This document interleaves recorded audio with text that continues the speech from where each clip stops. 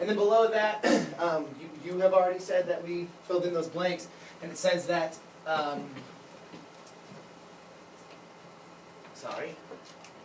if two lines are parallel, then the two lines will have, hopefully you wrote, the exact same slope. The exact same slope. And then if two lines are perpendicular, then two line slopes will be what? Okay, that's how we're going to say it in this class. So maybe some of your teachers taught you negative reciprocals, which means the same thing. But they're going to have different signs. One's going to be positive, one's going to be negative. And they're going to be, the fractions are going to be reciprocals of one another. Okay? So if I have the slope of negative, 2/7. Well, if I want, and watch my notation, this is slope that's perpendicular. So rather than having like x sub 1 and x sub 2 and things like that, I'm just going to put slope sub perpendicular, just so we're all clear what we're talking about. If this is my slope, then what would be the slope that's perpendicular to this one? Positive 7/2. So some of your teachers said, well, it's the negative reciprocal. Well, a negative 2/7 is a positive, and then reciprocal, flip the fraction. Then maybe some of your teachers taught you something different, some of your odd one teachers, and said that whenever two lines are perpendicular, the product of their slopes is -1. Has anyone ever taught that? Okay, that's interesting. Well, some textbooks do say that. Some textbooks do say that, like the regular geometries textbook that we use here at our high school, it says that. Because -2/7 times product 7/2, positive 7/2. When I take the product of this, this is going to be -14/14, which simplifies down to -1.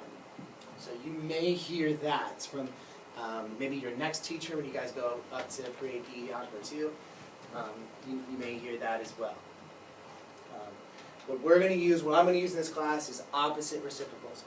One's going to be positive, one's going to be negative, and the fractions will be flipped, will be reciprocals of one another. But I want you to be aware of these other true definitions or descriptions. Okay. So below that, this is where we start writing these equations of lines. And so I worked out an example for you, and I showed all my steps, and I tried to justify all my steps, and so on and so forth. But we're going to start writing equations of lines.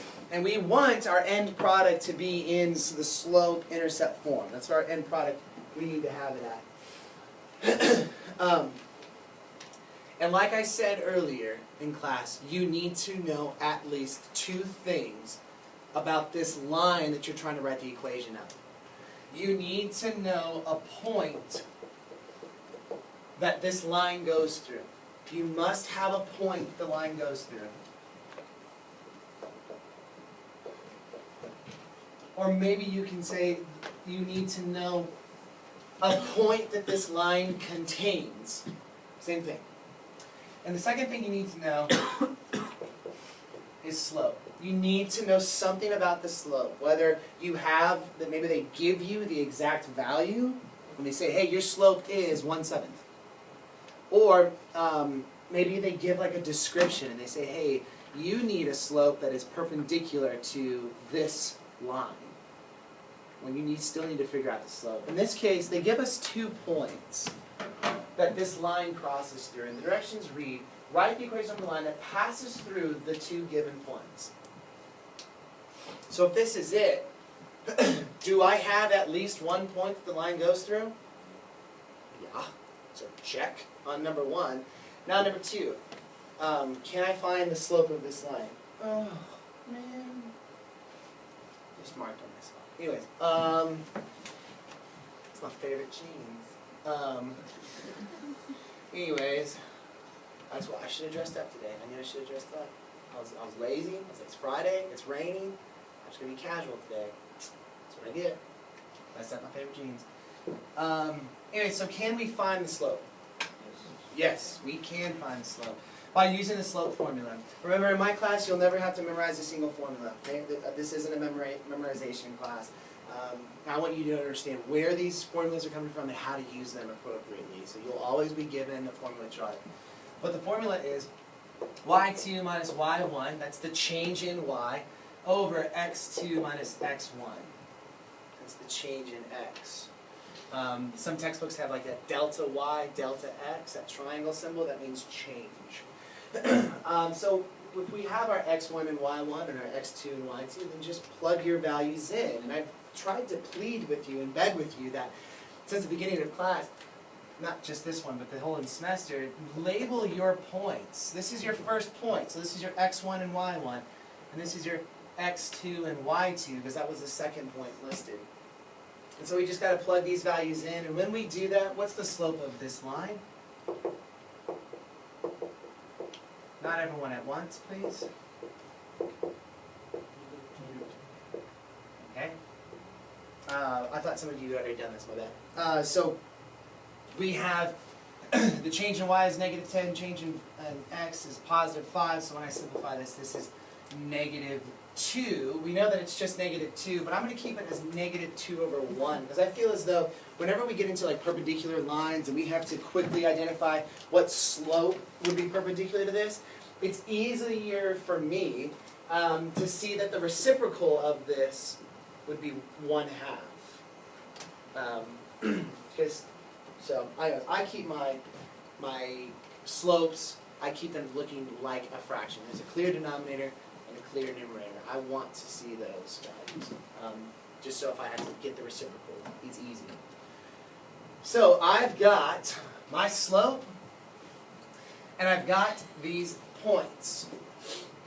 So now what we're going to do is we're going to plug this into the point-slope formula, which is y minus y1 times x minus x1. Now we've got these two y's here, and one of them has that sub 1. Then we have two x's, and one of them has the sub 1. We need to plug the x and y values of the point that this line goes through. That's what your x sub 1 and y sub 1 is for. That's what you're going to plug values into, and also you're going to plug in your slope. But the question is we're only going to plug in one x coordinate and one y coordinate. So how do I choose which one? How do I know to either use the first point or the second point that was given to us?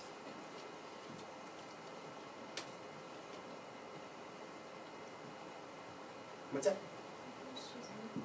Let's see if that works. So how about you guys do negative 2, 4, and then let's say you guys, if you haven't done it already, you guys use 3, negative 6, and we'll compare and see who gets the correct answer. All right, so over here, what equation did y'all get? Y equals negative 2x? Did you guys get y equals negative 2x? Awesome. So Anna was correct. It does not matter which point you use, because there's only going to be one equation of this one line that passes through those 2 points. You're going to get multiple answers. There's only one equation for that one line.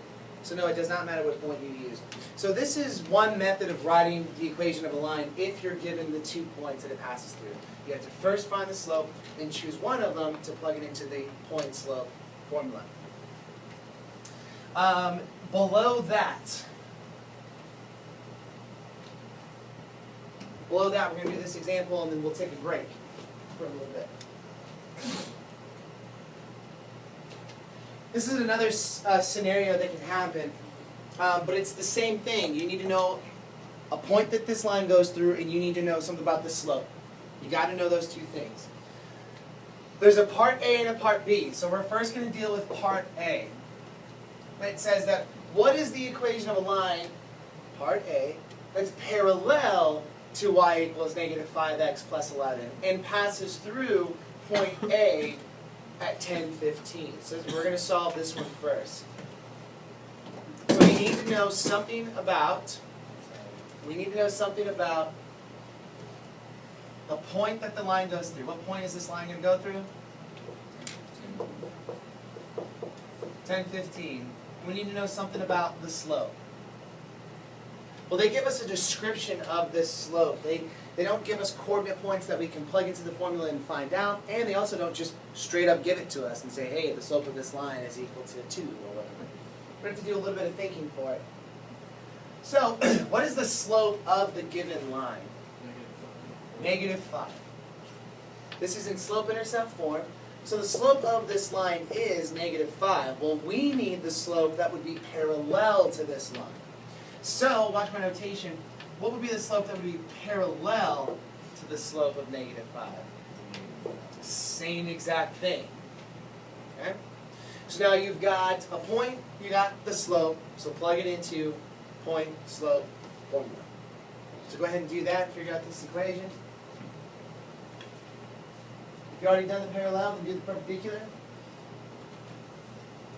For the parallel line, do we get y is equal to -5x plus 65? Wunderbar. Moving on. Part B. Part B reads, write the equation of a line that is perpendicular to y equals -5x plus 11 that passes through point A that is at 1015. So we still need two things about this equation of a line. We need to know something about the slope, and we need to know at least one point that it passes through. Well, it's still passing through the same point.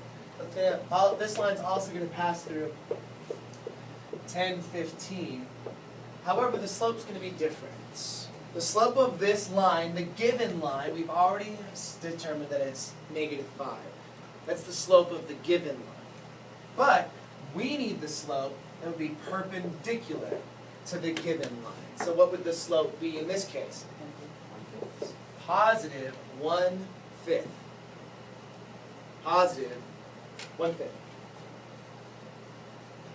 So once you have your point and your slope, plug it into point, slope formula, which is y minus y1 equals m times x minus x1. Go ahead and plug those values and simplify. You get y is equal to positive 1/5 x plus 13. Wonderful. All right, cool.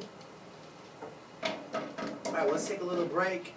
And once we're done, just kind of relax them a little bit. We're going to go to Springboard page 95, so the next thing on our agenda.